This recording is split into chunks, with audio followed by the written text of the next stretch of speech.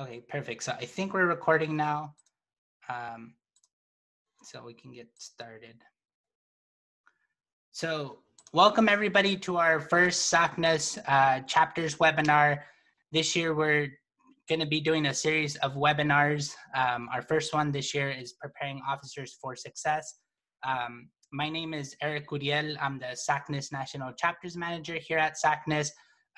And we have 4 different chapters that are here to provide great information for us, and I'll introduce them shortly here.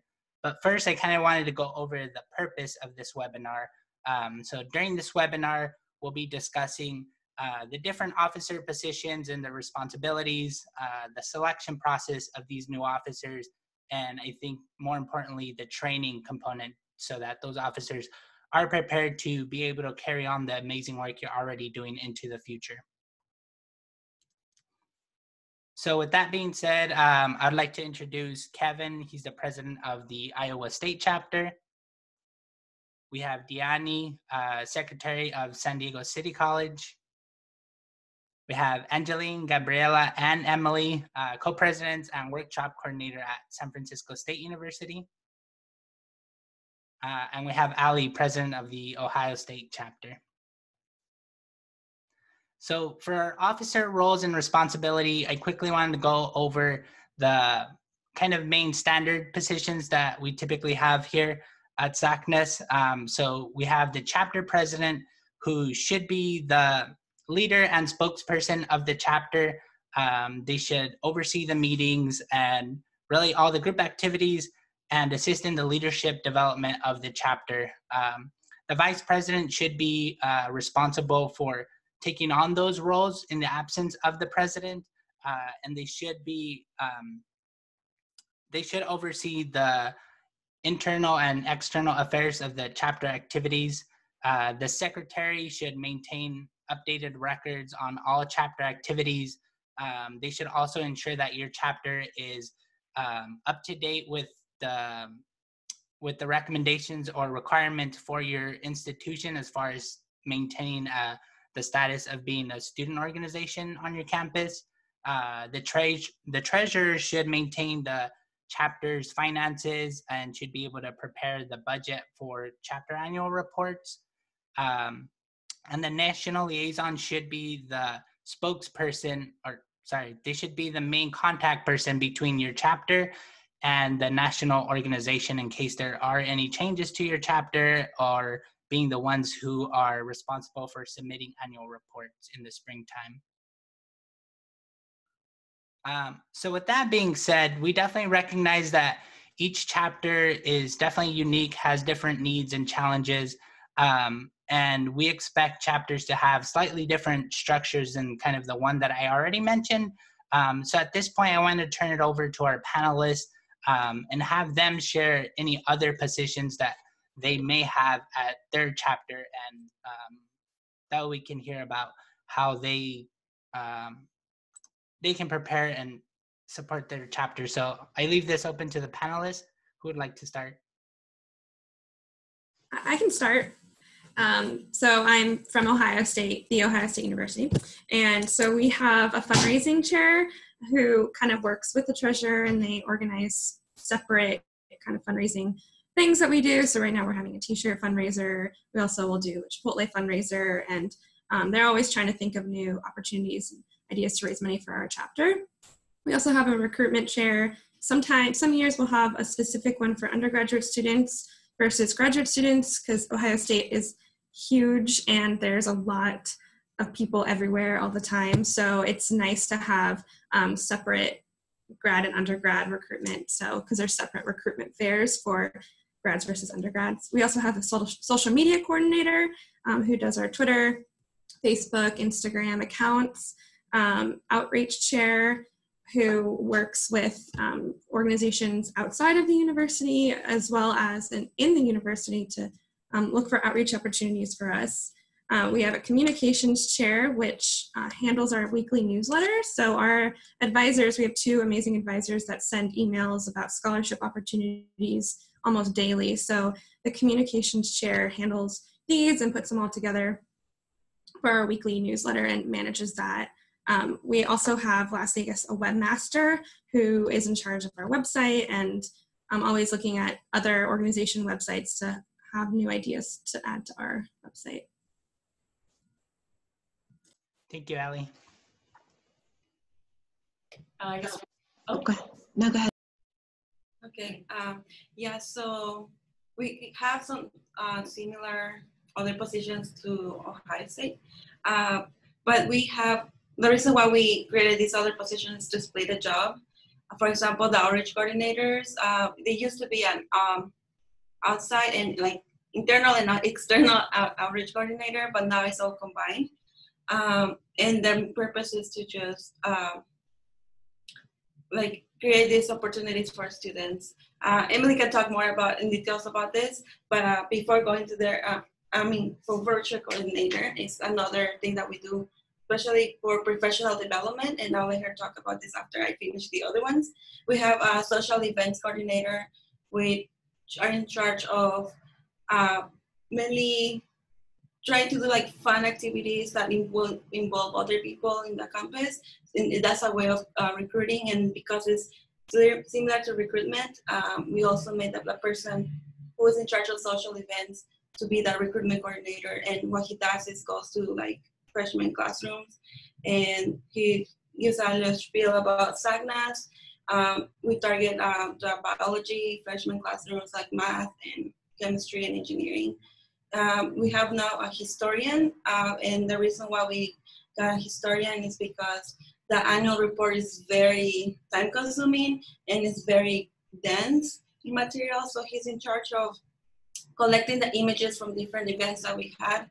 And he's in charge also of to write like a little summary of the events. So when the time comes, it's a lot easier for us to put together a report.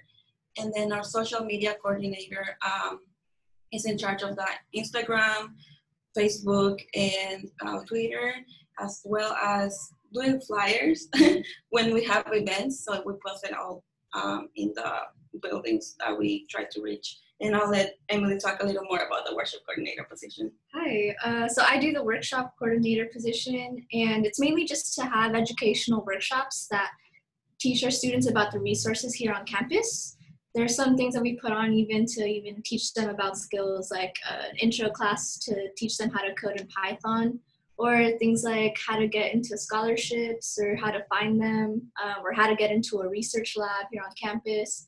It's also just important so we could recruit more people. So we also get to show what SACNAS is all about and like the things we volunteer for and the way they can get involved to help other students as well. Yeah. Thank you. Deanne, do you want to go next? Oh, sure, thanks. So we have, I come from a community college, and so we have a very high turnover. A lot of students stay for between like 2 to 4 years. Some of the higher end is like 6 years. So our positions need to fit our students rather than the students needing to fit the positions. And so one way we make that happen to like increase retention is kind of like split the jobs to be very specific. So we have we have a media master. He's a film student, so we are diverse in more than just one way. And he has made a lot of videos for SACNAS, and you can check them out on our Instagram. SD SACNAS is our handle. But he is actually like makes full like short films of our events, and that's what he's good at, so he's able to bring that. We have someone in charge of the social media accounts, Google Calendar, public relations, like everyone, all the jobs are split up. So even though it goes under like media master or communication director, it's smaller jobs for people with busy schedules outside of school. Also, as a community college chapter, we have university liaisons.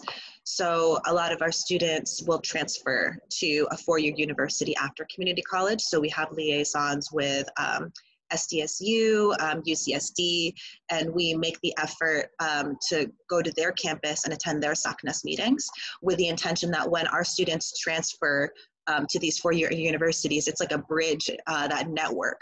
So we're able to connect our chapters together through SACNAS and these opportunities of enriching our communities with science. Then we also have the Interclub Council. just to keep abreast of the issues on our campus. And the MESA liaison, the MESA program here at City College is, it's like a STEM heavy, like academic preparation organization, just like helps you like with study habits. And so we have a liaison with these STEM students as well. And I think one of the most important things about our community college chapter SACNAS is that we create new positions when students are interested, but they're not quite sure where they fit. Creating new positions to fit our students helps with retention and engagement, and keeps students feeling like, oh, well, maybe I don't really fit this, but I can still be a part of something bigger. And it's been working for us really well. Nice, thank you. At least from my chapter, I think since we are a smaller chapter, we don't have as many positions as some of the bigger ones, but one that has been really critical, at least at increasing our presence on our campus, has been our sort of outreach social media person. So the nice thing about that is like, even though we're not great, we get to see a lot of the resources from the department, and we're really well known, and to the point where a lot of the departments can sometimes reach out to us for either funding opportunities for our chapter or just collaboration as well. Thank you. So at this point, let me switch back here. So thank you. Now that we've heard all the various positions available for chapter officers, what I want to kind of focus on next is the selection process of how you kind of identify potential new officers for the following years. So each chapter should have a nomination and an election process, but what I would like to focus for on this section is kind of more of the strategic approach of kind of how you go about trying to identify students, right? So I would like to turn it over to the panelists again and kind of ask if you can share some of the characteristics you typically look for in students to kind of be elected for new officers, and then also share kind of more or less when you typically have elections throughout the year. I guess I can go first again. So I guess we're always looking for people who we might see as a good e-board member. I guess we want someone who is accountable and that they're excited about SACNAS's mission is probably the most important thing. And then after that, I kind of like what Deani was talking about, how I really like the idea of kind of molding the position for the person, which we have not currently done, but I really like that idea. And so I guess when we seriously start thinking about it is around early spring semester for us. And early to mid-April is when we do the nominations and then kind of the election process, because we always have to have a transition meeting before people leave for the summer to make sure that they know what their position entails and their responsibilities are going to be. And yeah, so I think we, being both undergrad and graduate students, there's not like a set undergrad has to be in this position or grad has to be in this position. It's really who the students are and who the members are and how excited they are about being more involved with our organization. Thank you. I guess we'll just go next to keep the order. So we normally have our elections in early to mid-March because usually our spring break is the third week of March, and the week before spring break is when we actually want to have our election so people can vote for who they want, and then the week before that is when people announce that they're interested in running for a position. And in terms of looking for characteristics in prospective officers, I'd have to agree with Allie. Like, we really care about accountability, that, you know, this person in the past says they're going to help us out with something and then they follow through. We also like to see consistency, that they've been involved in the chapter for, doesn't have to be for a long time, but at least for a semester. Ideally a year would be really nice. Punctuality, they come on time to the events and meetings. Responsiveness, they're easy to reach out to. If we have a hard time, getting their or if we have a hard time contacting them, then, you know, we kind of are unsure if they'll be a great fit for an officer position. And lastly, something that me and Gabriella bolded was initiative. We really like to see people stepping up and taking the initiative to, you know, help the workshop coordinator run the workshop. And then maybe they'll want to run for workshop coordinator, and then that allows Emily to run for a different position if she's interested. So that's kind of how we run our things. Thank you. I don't know. Well, one thing in particular, like again, pretty much almost like sort of repetitive, is just seeing commitment of how many people come, how many times have they attended a meeting, are they regulars, and if they actually sometimes, you know, we have people actually volunteer to run workshops in our series of events like for the semester. So I'm like, sort of them also approaching us to get involved with you know, the SACNAS chapter is also something we look as well. And Kevin, when do you typically have your elections? So usually ours actually is almost like a semester process. So usually we actually start in sort of mid-February, and then it actually goes all the way to mid-April. So we have like around 3 weeks where nominations are open, where we post our officer positions, description of them, and then we set up an online form where people can sort of submit a headshot, their sort of reasoning of why they should be selected for that position. And then after that nomination closes, we have like around another 2.5 week voting period where our members can then go online, read the description of each officer, and then vote on who they think is right for the position. Thank you.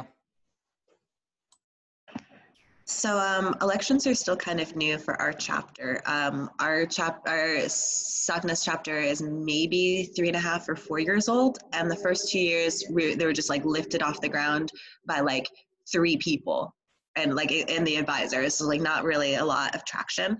I would say this past 1.5 years has been the strongest year for our chapter, or years. And we announce our elections in March. So that's the second month into the semester, kind of give folks a chance to get their traction into the their academics. And then get, like, if you think that you want to be part of SACNAS as an officer or a head position, you can start shadowing.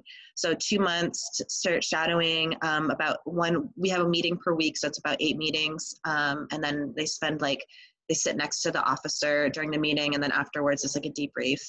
And then during elections, we have a 5-minute presentation of why they want that position and how they believe that position will help benefit the club if they're elected. And I like the idea of the online, because right now we have like the blind poll where we kind of just close our eyes and raise our hands, but we're very low tech. But you know, we get stuff done anyway, and it's worked so far. So we're interested in ways to update that. As far as what we're looking for, to echo what the other chapters have said today, proving consistency. They've proven that they're interested, they have good follow through, they're accountable, good communication skills. But I think one of the strongest things that sticks out to us as a chapter is that we really look for students who have intrinsic empathy. They really have the will to want to help others, because we don't just do professional development. We also do like volunteer outreach. We do beach cleanups. We teach STEM to kids. And so you have to really want that in order to be part of the officers, because that's like literally what we do all the time. So very community oriented, interested in uplifting others. Other things that we look for, students who have not had a lot of opportunities to lead. We are a community college, so students come from different walks of life. We want to make sure to empower folks, so then when they do transfer, if that's what they want, they're ready and they have that background. So we're willing to be the guinea pig and help uplift them to that. And students from diverse fields of STEM. Mostly we have engineering majors. I'm the only chemistry person, that's fine. But we also have people from the philosophy club, people from the film club, sociology in our SACNAS. So that makes us more diverse. And we have a lot to learn in a short amount of time as a community college. And like, we have to always be ready to teach because there's a high turnover. So that summarizes us. Yeah, thank you everybody for sharing that. I think just really great points to quickly recap that I heard is for the characteristics is finding people who are accountable, being readily, easily to access is always very important because it's definitely a lot of work for the officers, which is usually a small group of like usually less than 10 people. So it's very important that everybody is kind of who's going to be an officer has that commitment to put in that extra work and really be there for the team, because you kind of really feel it once there's one or multiple people who are not kind of pulling the weight. It just creates all this unnecessary stress on everybody else. So definitely it's very important to find people who are going to be accountable, easy to find. And I really like what some of you shared about kind of molding positions into people's characteristics, right? And really getting the most out of that particular officer rather than having to try to fit them and mold them to a particular kind of standardized officer role. So I think that was really cool to hear as well. So thank you everybody again for sharing that. I think transitioning to our third point here, which I know some people already kind of briefly started to get it into, is the training part is going to be very important, right? Because you don't want to just elect new officers and then say, okay, my tenure is done, I don't have to do anything else, because we definitely know that your work is definitely going to carry on to the next years, and you don't want your chapter to basically have to recreate the wheel every single year, because for the chapter, that's just not going to help them grow. So what's really important is the training. I know you all kind of already started mentioning about depending on the times that you do your elections, you kind of start building that training into it.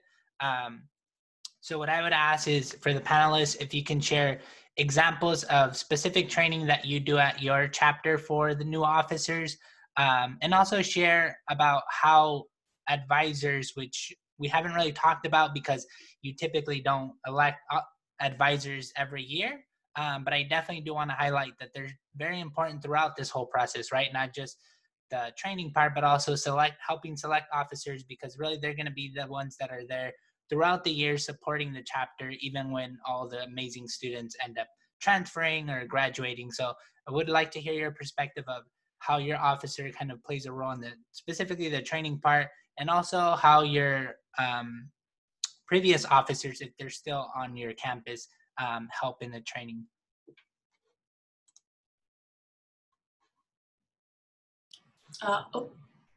You go.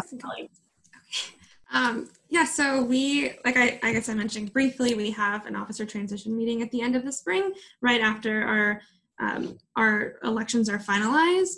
And we also encourage the new electees, if they're not currently on the executive board, to attend at least one e-board meeting, which we have the start of each month. So that would be the ideal situation if they're around and they're able to go to a meeting, just see what it's like when we're actually just the 10 of us meeting together and planning, organizing the schedule and everything. And we also do a retreat. So our advisors are, if they're around, and they usually are, but they really want us to start building our leadership and our team skills with each other at the start of the year. So this year we did a leadership retreat put on by the university. There's this organization that helps lead or train officers for leadership. So we did that, and it was nice. We did one last year that was the idea from our previous president, and I think this was our most successful leadership retreat. We had a 3-course meal that we cooked all together, and it was really cool because you kind of got to see who would take more of a leadership role, and then how they were delegating, because obviously not everyone can be doing the same things when you're in a small kitchen and you're trying to cook this fancy sweet potato gnocchi and all these fancy things. So that was really, really good, and it helped us kind of see the different qualities of the leaders. And our advisors, we have 2, like you said, they're both faculty or staff at the university, and they are always asking us too, this person might be a good candidate for an officer position, maybe you should reach out to them on a personal level and just say, hey, I noticed you've been in a lot of meetings, would you be interested in taking on an officer role in the future? So we're always thinking about younger members and grad or undergrad students, and just kind of keeping our eyes out who's coming and who seems to be excited about our mission and everything to be potential leadership members. Thank you. I can sort of add on to that. So usually once our members have been elected, at the end of the semester, we have sort of an exec meeting where the sort of out-of-office exec members and the new elected members actually plan the schedule for the next semester. So usually we plan our schedule for the fall semester at the end of the spring semester. And that way we actually go through each, with each new member, how we come up with ideas and then like how they sort of get executed. And one additional thing that we also sort of provide them with the resources is that we have a sort of a box account where we upload all our files and sort of forms that need to be filled out with the university in order for an event to get planned out as well. And additionally, also our advisors, we have 2 advisors that are really sort of supportive and also help guide sort of, the direction of the chapter, which has, really sort of helped develop some members into like being better leaders. Thank you, Kevin. We'll just go next. So since we have our elections in March, and then we have spring break to kind of let people like sink in that like they got this new position. And then after spring break, which is typically end of March, early April, we'll have the newly elected officers start shadowing the current officers and meeting with them so that the current officers could mentor them. And also, since it's like halfway through the semester, like let's say, for example, if someone gets elected for workshop coordinator and Emily gets elected for a new position, then this newly elected person would run their own workshop by themselves with the assistance of Emily, but mainly just kind of having them do it so that they can get the feel for what it's like to actually run a workshop, but then have Emily in the back just in case if they ever need extra support. So just kind of, we want to try to transition them out of it. And then I'll let Gabby talk about this other thing that we started.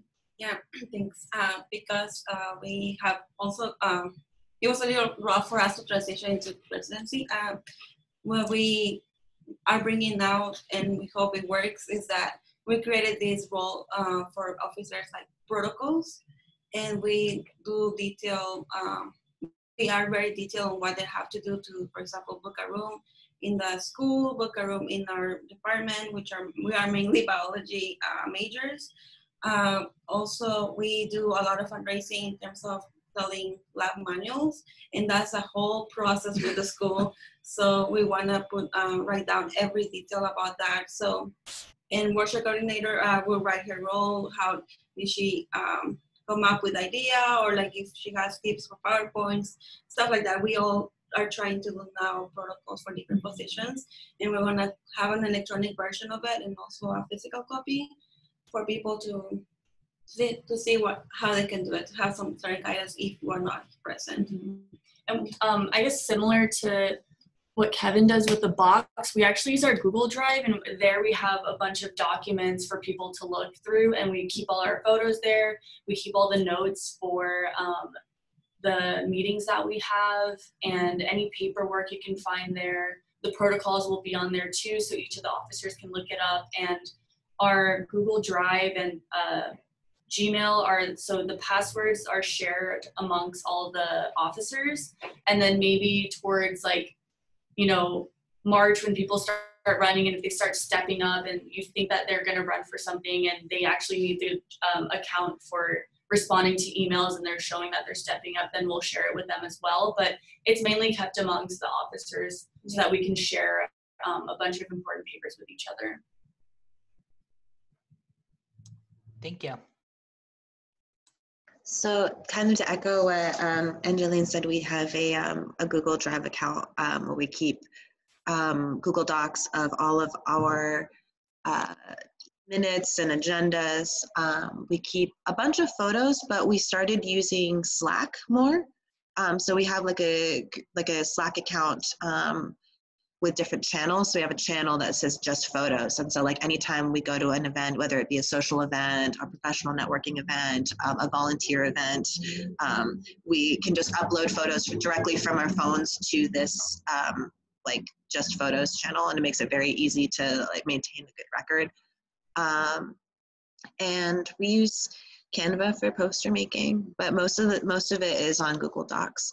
And then to help new members, mostly it's within that like hour after the meeting. Do you have any questions? Helping to show new members, if they want to be president, how to network with the newer members and how to make them feel comfortable. And then after, honestly, when I became secretary, it was kind of a little rough around the edges, and there was a big learning curve, and we had a lot of mistakes that we learned from to kind of get, but now that we've gotten the handle of it, we've kind of been talking about making a, like either a document or like a handbook kind of thing about like, okay, these are the people you need to talk to get signatures. These are the ways, like here's Robert's rules. And there's like the Associated Student Government here, they hold a leadership workshop where they teach you how to do Robert's rules, because not everyone knows how to do that off the bat. As far as like taking good minutes, and how to budget appropriately, how to get the correct signatures in the right timeline in order to get things done. Those kind of things that people from community college might not necessarily know, but if you have it written down and it's easy to hear, it will make it a lot easier for continuity for the future. So that's kind of what we've been working on as a chapter. Yeah, thank you for sharing that. And then I think I just wanted to clarify a couple of platforms that were mentioned, just in case anybody's watching and isn't familiar. I know Box and Google Drive were mentioned, which are basically like file sharing platforms. Slack, which is like an instant messaging platform, which is really cool because you can also share files there. And then Canva, I also heard, which is also kind of like an easy graphics creator platform, right? And I believe all of them, if not most, you can create free accounts. Yeah, they're all free. Yeah, so that definitely something that you can explore if you're interested. And then kind of just to recap in this section, I think I heard good documentation is very key. And then having the appropriate people have access to those documents, I think is very important. I have seen and also have experienced myself where all that information is stored into an account, but they're stored into like individual persons' accounts or Google accounts, which I definitely do not recommend. Definitely have like general accounts that can be shareable throughout the years and are not necessarily associated to one particular person. That's very important. Again, utilizing free platforms that can help you organize your documents and just any stuff that you're doing for your chapters. Because again, it's very important to share this information so your chapter doesn't feel like it has to recreate the wheel every single year. Hearing about shadowing of officers is very important throughout kind of that last semester or quarter, right? So that the newly elected officers can kind of experience firsthand what those meetings are, but also have that current officer there to be able to like help them and mentor, answer any questions, I think is very important. And also having those retreats that also have the social components, I think are always important, because that's going to be important to kind of the chapter in general, right? Having those social bonds with each other, being able to work with each other, communicate, and it not necessarily all being about specifically meetings. So that's, thank you everybody for sharing those different things. Is there anything before we wrap up, any additional things that anybody wanted to share in regards to kind of just helping prepare new officers for success in their chapter? Yeah, sometimes, oh, sorry. Oh, go ahead. Sometimes universities actually offer these courses or even little like symposiums where student organizations get together and they teach you how to go through the paperwork, or they teach you how to keep recruitment. So if your university or like school is really nice enough to put those on, it's really helpful to attend them, or at least have a representative attend them for you. And yeah, that's just what I want to add. Thank you. I just wanted to add that it can be very intimidating to come into a club. I know I was when I first came to my SACNAS, and I saw these like amazing people. They just came back from a SACNAS conference and they're like all jazzed up and they're all friends together. And I'm like a new person. I felt kind of like an outsider. I'm like, how do I get in? So it can be very intimidating to kind of step up and say, I want to be an officer. So I would just encourage anyone who is interested in assembling officers or who may want to be an officer in their own SACNAS chapter to just kind of like push yourself to be a little uncomfortable and realize that you're not going to do it the same way that every other officer before you has done it. Everyone has their own style, and that's totally great. And you will find a way that works for you as long as it's something that you really want. The job will fit you eventually, and you'll find your way to put yourself out there and promote yourself. Hey, I'm Diani, I'm the secretary of SACNAS, and it just becomes so natural that you don't even think about it anymore, but just to step up and say, hey, I'm interested. It can feel intimidating, so I would just encourage people to push themselves a little bit and get uncomfortable just because the rewards are so worth it. It's been amazing. Thank you.